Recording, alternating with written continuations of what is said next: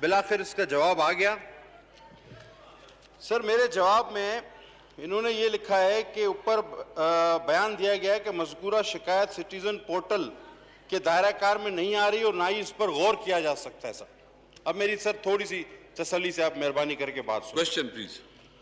Sir, ये तैयबा खातून ने एक पोर्टल पे शिकायत की थी कि जिसमें उन्होंने कहा था कि नैब के चेयरमैन उनको हरासा कर रहे हैं। उन्होंने कुछ वीडियोस और फोटोज उस पर डाली थी जिसका मेरे पास सबूत भी था, मैंने ऐवान में लहराया भी था।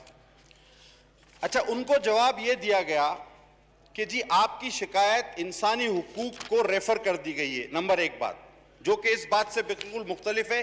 ये कह रहे हैं हमारे दायरा कार में नहीं आते। हम सब नैब के दायरा कार में आते हैं। सब हमारा हर कोई एहतसाब कर सकता है, सियासतदान का, ब्यूरोक्रेसी का, आपका, मेरा, लेकिन नैब का। आखिर उस खातून को कहां जाना चाहिए कि अगर नैब का चेयरमैन उसको हरासा कर रहा है, जैसे कि हुआ। क्या हुआ सर कि उसकी शिकायत के थोड़े दिन बाद नैब का चेयरमैन एक जगह प्रेस में कहता है कि मुझे ब्लैकमेल किया जा रहा है।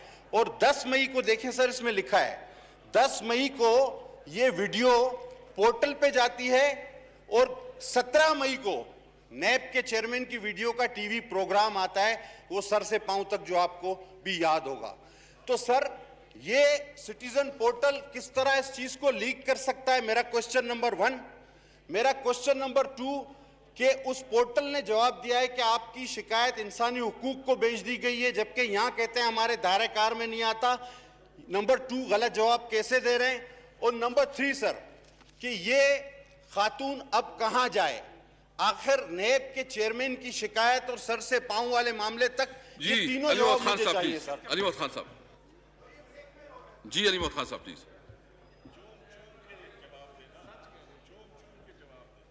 अलीमत खान साहब प्लीज। इंशाल्लाह जवाब आएगा, क्यों नहीं आएगा जी। और मुझे बड़ी खुशी है कि पटेल साहब इस इशू में इतना इंटरेस्ट ले रहे हैं और जो सिंध में वाक़यात हो रहे हैं, ख़ासकर जो जर्नलिस्ट मारे गए हैं, उस पर भी दिलचस्पी लेंगे। नहीं, सियासत ना करें जी, सियासत ना करें ना जी जी प्लीज, आप please no cross talk please, no cross talk please फरमाएं। ये सियासत हमें भी आती है जी, प्लीज। अलीमत खान साहब टेक्निकली जवाब आएगा। देखिए जनाब स्पीकर साहब, मैं आपको पूरा ये बता देता हूँ। पाकिस्तान के वज़ीर-ए-आज़म साहब ने वापस आके जो ये एक पोर्टल बनाया है, it's the first time in the history of Pakistan कि कोई आम आदमी अपने वज़ीर-ए-आज़म तक पहुंच सकता है और एक कंप्लेंट कर सकता है।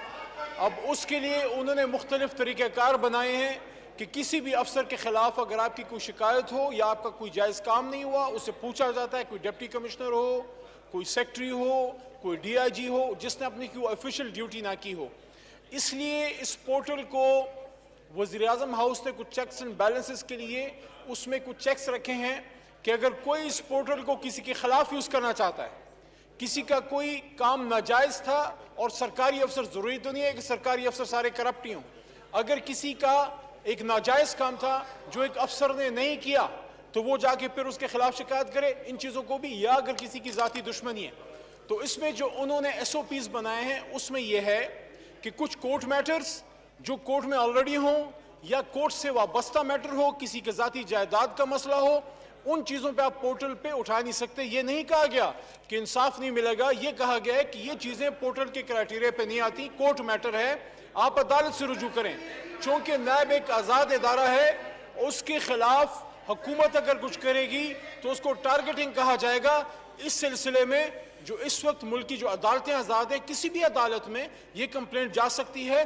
जो PM पोर्टल है उसका एक खास सरकम एरिया है जहां वो काम करते हैं। हम अदालती मैटर्स में इंटरफेयर नहीं करते। अगर आपको किसी जज से शिकायत है, आपको अगर किसी ऐसे इदारे से शिकायत है जो डायरेक्टली हुकूमत के नीचे नहीं आती, नैब का जो चेयरमैन है वो एक कॉन्स्टिट्यूशनल पोस्ट है, एक आज़ाद इदारा है। अगर किसी की शिकायत है तो अदालतें आज़ाद हैं, वहां जाया जा सकता है। लेकिन सवाल यहाँ पे ये जरूर उठता है कि इस तरह की चीजों को उठा के नैब के इदारों को आप क्यों कंट्रोवर्शियल करते हैं? क्योंकि आपने भी जब आपने ना नैब को आजाद किया। Shahida Rahmani please, Shahida Rahmani please. नहीं, बहुत शुक्रिया। स्पीकर साहब, ये मैं समझती हूँ कि जवाब इंतहाई, मेरा सप्लीमेंट्री क्वेश्चन है, मेरा सप्लीमेंट्री क्वेश्चन है इसी पर कि ये जवाब जी ना, मैं इस तरह नहीं कर सकता। आप मुझे सिवा से मैंने जो किया, ये हाउस तो उधर से नहीं, प्लीज मैडम आप बात करें प्लीज।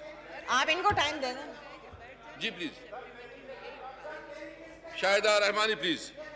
सर पहले इनको जवाब दे दें। आप अपना क्वेश्चन करें प्लीज, क्वेश्चन करें प्लीज। जी क्वेश्चन प्लीज। मैं नेक्स्ट जी, क्वेश्चन प्लीज।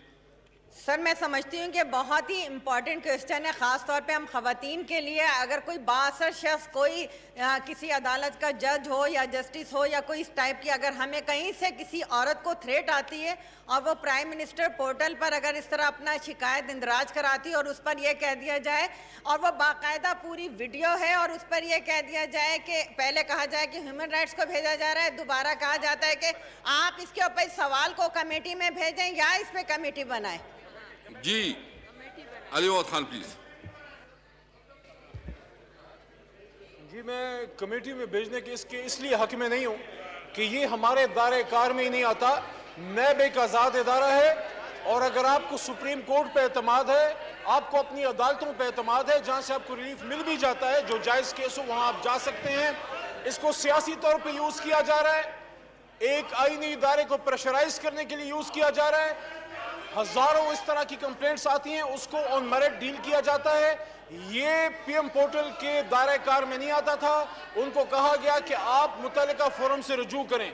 चूंकि ये चीज उन्होंने उठाई है, इस तरीके से नैब को प्रेशराइज करना चाहते हैं ताकि इन पे जो करप्शन के केसेस हैं, सब पे नहीं, यहाँ पे ऑनरेबल लोग भी बेशुमार बैठे हैं, लेकिन इनकी लीडरशिप पे जो करप्शन के केसेस हैं उसके लिए नैब को प्रेशराइज किया जाए। इसीलिए FATF लॉस के लिए जब हमने यहाँ पे डिस्कशन शुरू की, वहां भी नैब लॉ के लेके आ गए। अगर आप समझते हैं कि पाकिस्तान में एहतसाब का इदारा नहीं होना चाहिए, पाकिस्तान में फ्री फॉर ऑल होना चाहिए, पाकिस्तान में करप्शन को खुली छूट होनी चाहिए, तो फिर खुल के सामने आए, साफ छुपते भी नहीं, सामने आते भी नहीं। मेरी रिक्वेस्ट है, एक कंप्लेंट आई, उनको कहा गया कि आप मुतल्लिका फोरम से रुजू करें। कोर्ट मैटर्स में, अदालती मामलात में पीएम ऑफिस और पीएम पोर्टल इंटरफेयर नहीं करता। ये अदालती मामला है। मैं समझता हूं कि इसको सियासी तौर पे वैसे ही एक्सप्लॉइट करने की कोशिश की जा रही है। शुक्रिया। एहसन इकबाल साहब, नमाज की ब्रेक कर लेना, असर की नमाज की ब्रेक कर लेते हैं। जी 20 मिनट के लिए असर की नमाज की ब्रेक करते हैं।